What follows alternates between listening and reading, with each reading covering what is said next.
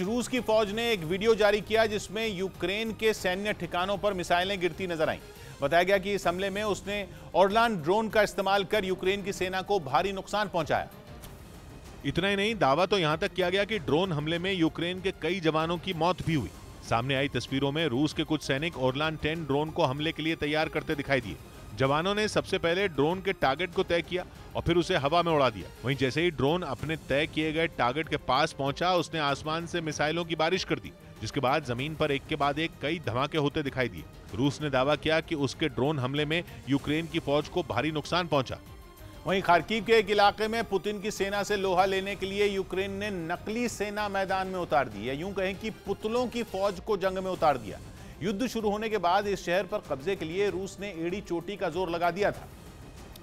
और कई दिनों तक चली जंग के बाद यूक्रेन ने दावा किया कि उसकी सेना ने रूसी फौज को शहर से खदेड़ दिया। इसके लिए यूक्रेन की सेना ने रूसी फौज को चकमा देने के लिए एक खास रणनीति बनाई थी, जिसके तहत जेलेंस्की की सेना ने कुछ इलाकों में सैनिकों के कपड़े पहनाकर कुछ पुतलों को खड़ा कर दिया था। ये पुतले सैनिकों की तरह दिखें, इसके लिए उन पर राइफल भी लटका दी गई।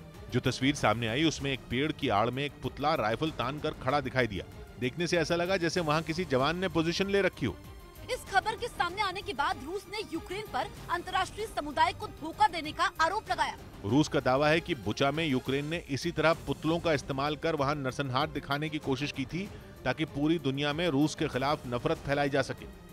उधर 83 दिन से जारी जंग के बीच यूक्रेन की राजधानी कीव में राष्ट्रपति जेलेंस्की अपनी पत्नी ओलेना जेलेंस्का के साथ देखे गए।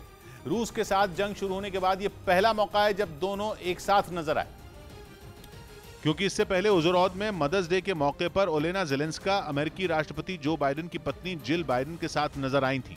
हालांकि उस दौरान उनके पति जेलेंस्की साथ नहीं थे, लेकिन कीव में यूक्रेन के पहले राष्ट्रपति लियोनिद क्रावचुक के अंतिम संस्कार में दोनों एक साथ दिखाई दिए।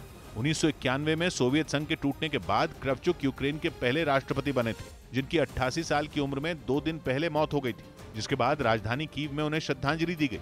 इस मौके पर राष्ट्रपति जेलेंस्की अपनी पत्नी ओलेना के साथ पहुंचे।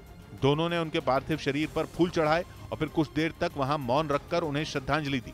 इस दौरान जेलेंस्की बेहद शांत नजर आए, लेकिन उनके चेहरे पर थकान साफ दिखाई पड़ रही थी। दावा किया गया था कि जंग शुरू होने के बाद जेलेंस्की ने अपने परिवार को किसी सुरक्षित जगह भेज दिया था। जंग में परिवार पर मंडराते खतरे की वजह से दोनों फोन पर ही बात करते रहे।